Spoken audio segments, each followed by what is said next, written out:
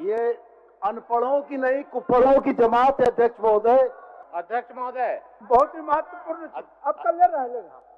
अध्यक्ष महोदय, हमारे प्रदीप यादव जी संविधान का लाल किताब लेकर रोज घूमते हैं और संविधान की धज्जियां उड़ाने का काम इस सदन में हो रहा है।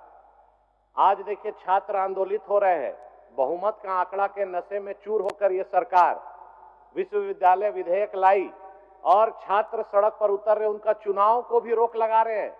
उनका चुनाव पर नॉमिनेशन पर होगा, इनको बस चले गवर्नर साहब का पावर सीज कर रहे हैं अध्यक्ष महोदय।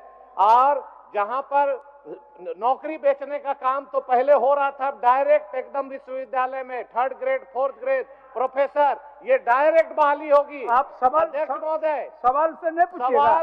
सवाल यहाँ के नौजवानों का है, यहाँ के भविष्य का है, यहाँ के शिक्षा का है अध्यक्ष महोदय। आप ये नवीन जी करते हैं आसन आपको प्रश्न काल काम करते। आप कौन चीज में खड़ा है, सूचना में खड़ा है या सवाल में? सूर्या हांसदा पर नहीं। लगातार हम लोग मांग रख रहे हैं कि मुख्यमंत्री जी कहाँ CBI का मांग कौन रखें। चीज में खड़ा है? अध्यक्ष महोदय, आप सूचना पर हैं या सवाल पर हैं? ज्वलंत मुद्दे, ये क्वेश्चन आवर चलते रहेगा अध्यक्ष महोदय। लेकिन जिस तरह से विश्वविद्यालय चलिए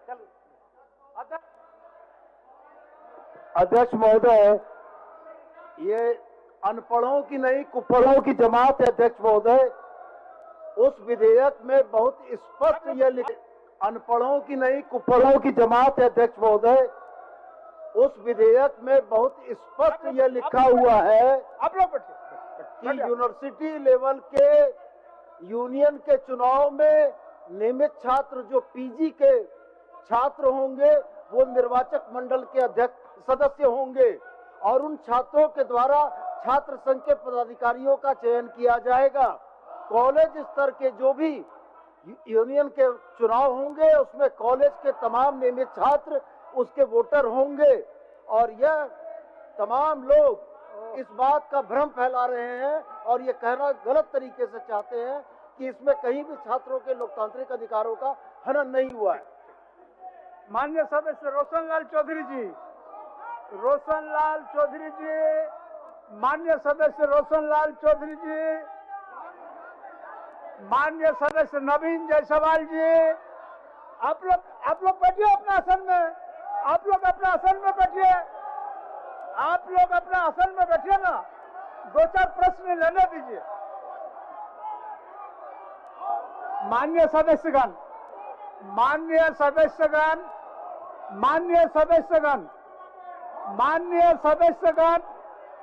विधानसभा में माननीय सदस्यों के द्वारा रखा हुआ प्रश्न अगर उत्तरित न हो तो हम समझते हैं कि अगले बार से आप लोग प्रश्न डालना बंद कर देंगे।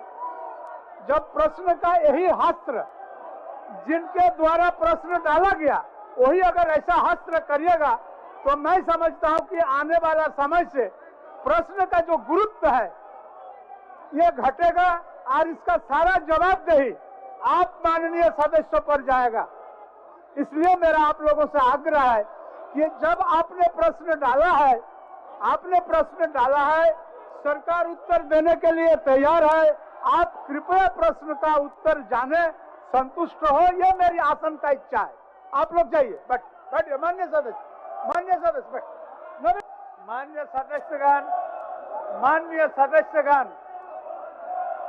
सदस्यगण, आने वाला समय में विधानसभा के गुरुत्व और प्रश्नकाल का इस तरह का हस्त्र और ये हस्त्र करने वाला लोगों का जो विचार हमको लगता है होगा। इसलिए आप लोगों से आग्रह है कि आप लोग प्रश्नकाल को चलने दे।